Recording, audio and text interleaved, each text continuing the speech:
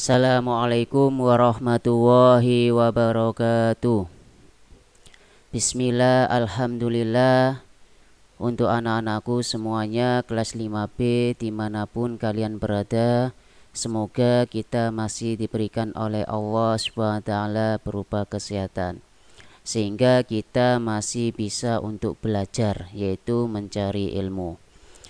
Untuk hari ini yaitu hari Selasa, kita akan melanjutkan pembelajaran kita yaitu tematik. Kemarin kita pas waktu luring kita belajar tematik juga. Untuk melanjutkan tematik ini kita akan masuk pada tema B yaitu subtema 1 tentang cara tubuh mengolah udara bersih. Untuk kali ini kita akan membahas dua mata pelajaran. Yang pertama adalah mata pelajaran IPA dan nanti dilanjutkan pada mata pelajaran PPKN. Baik, untuk anak-anakku semua yang punya buku silakan dibuka untuk buku paket halaman 11 yaitu tentang pembelajaran 2.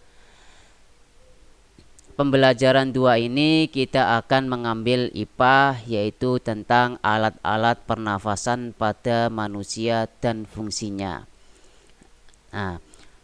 Apa sih alat pernafasan manusia? Secara umum ya kita tahu bahwasanya alat pernafasan manusia itu adalah paru-paru. Namun sebelum masuk ke paru-paru, udara yang kita hirup itu akan melalui beberapa alur atau beberapa tahapan sebelum masuk ke paru-paru.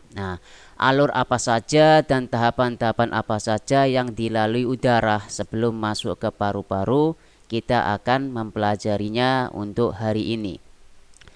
Baik, untuk anak-anakku perhatikan alur pernafasan pada manusia berikut ini. Udara masuk ke tubuh, setelah itu udara melalui rongga hidung ya. Setelah masuk ke tubuh, ada melalui rongga hidung, dilanjutkan melalui trakea atau tenggorokan, terus dia ke bronkus, lalu masuk ke paru-paru. Dalam paru-paru ini, udara kembali ke bronkus, terus kembali ke trakea atau tenggorokan, ke rongga hidung, lalu dikeluarkan udara tersebut dari tubuh. Jadi inilah alur pernafasan pada manusia yang biasa kita menghirup udara itu dan mengeluarkan udara tersebut ya. Jadi ada yang udara masuk dan ada udara yang keluar. Itu adalah alur pernafasan pada manusia. Selanjutnya adalah berikut bagian-bagian tubuh yang berperan dalam pernafasan serta fungsinya.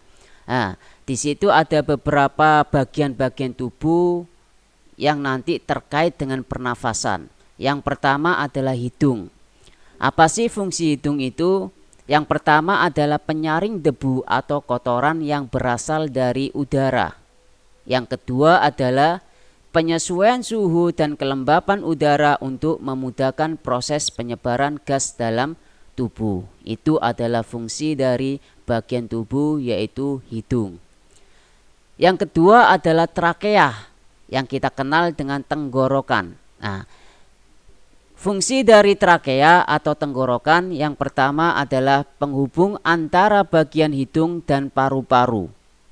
Dan yang kedua sebagai penyaringan kembali udara yang masuk dan mengantarkan udara tersebut ke paru-paru. Ini adalah fungsi dari trakea atau tenggorokan. Yang ketiga adalah paru-paru. Paru-paru ini terbagi menjadi 3. Yang pertama adalah bronkus, yaitu 2 percabangan dari trakea yang menuju paru-paru kanan dan kiri. Yang kedua ada ruang dinamakan bronchiolus, adalah percabangan dari bronkus ini. Dan yang terakhir adalah alveolus, yang kegunaannya adalah sebagai apa? Tempat pertukaran oksigen dan karbon dioksida. Jadi di paru-paru ini ada tempat pertukaran oksigen dan karbon dioksida, itu dinamakan adalah alveolus ya. Jadi ada suatu ruang yang namanya alveolus, itu adalah sebagai tempat pertukaran oksigen dan karbon dioksida.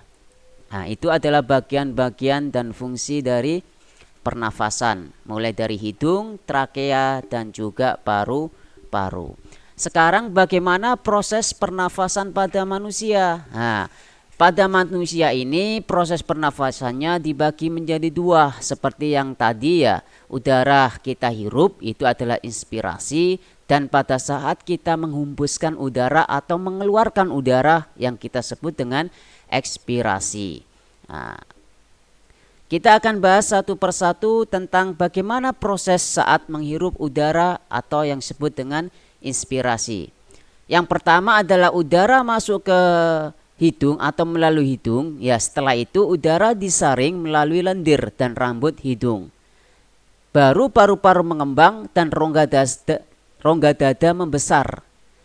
Disitulah gas oksigen akan diserap oleh alveolus, yang dimana tadi alveolus itu adalah tempat pertukaran gas oksigen dengan karbon dioksida. Nah, secara bagan seperti ini ya, anak-anak perhatikan. Nah, pertama udara masuk melalui hidung sini. Nah, setelah itu di dalam paru-paru ini mengembang.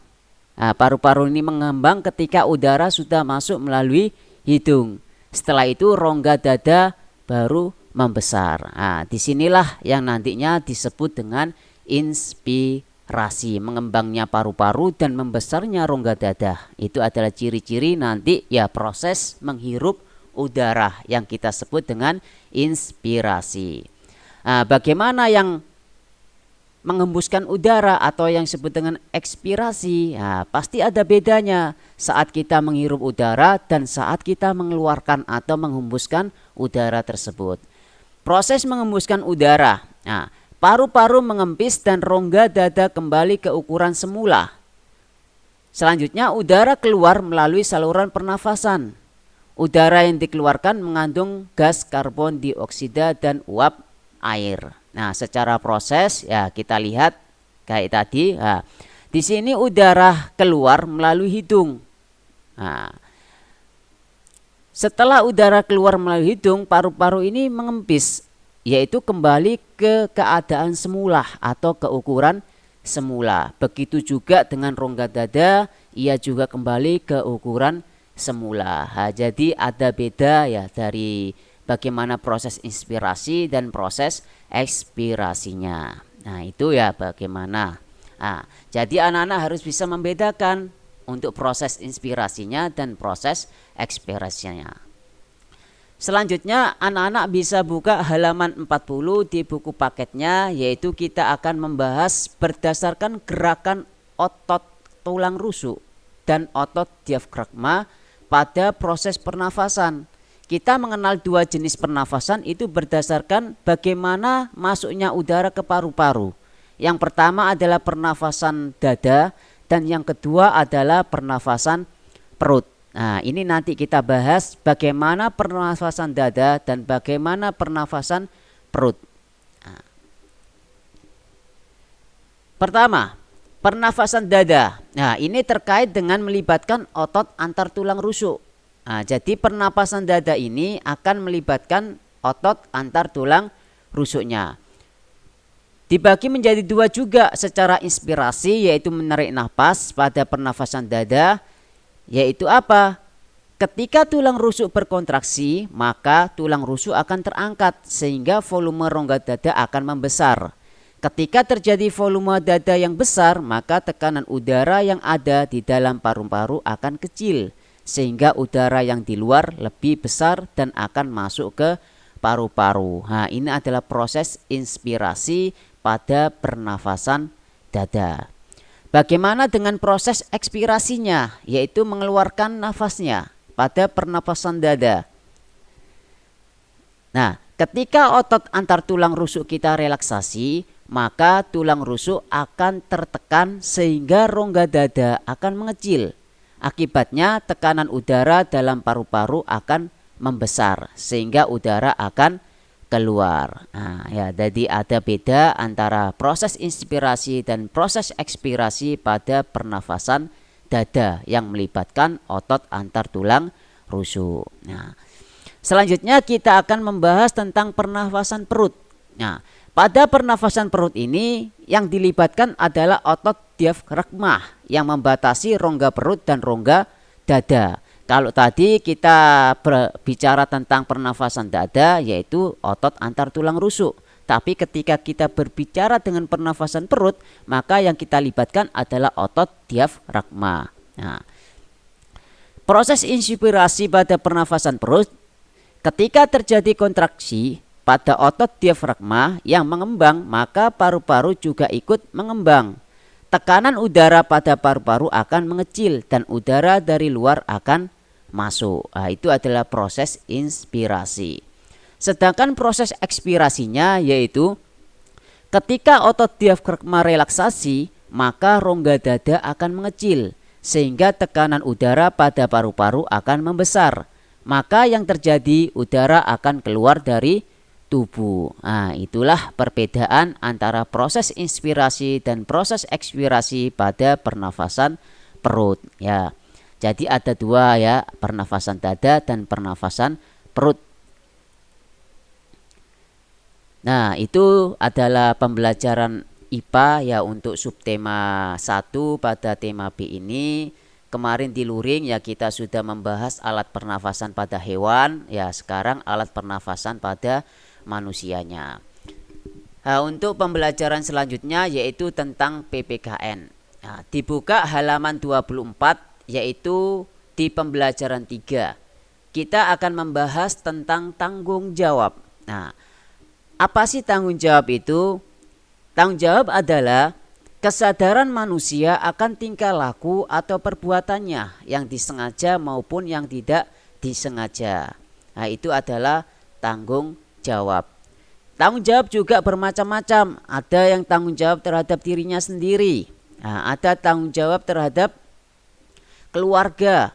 Ada tanggung jawab terhadap masyarakat. Nah, ada tanggung jawab terhadap bangsa atau negara, dan yang terakhir yaitu tanggung jawab kepada Tuhan yang Maha Esa. Ini adalah 5 macam-macam tanggung jawab ya. Di buku ada pada halaman 24, bisa dibuka ya, dipelajari juga. Nah, kita bisa memberikan contoh ya, di sini diberikan contoh tanggung jawab terhadap diri sendiri. Nah, contohnya ketika mendapatkan tugas dari guru, setelah itu tidak dikerjakan, keesokan harinya ditegur dan tidak mendapatkan nilai. Nah, dalam peristiwa ini harus bertanggung jawab atas dirinya karena tidak mengerjakan tugas. Nah, kalau contoh dari tanggung jawab untuk keluarga, misalkan ya seorang ayah yang bekerja untuk menafkahi dan memenuhi kebutuhan anggota keluarganya.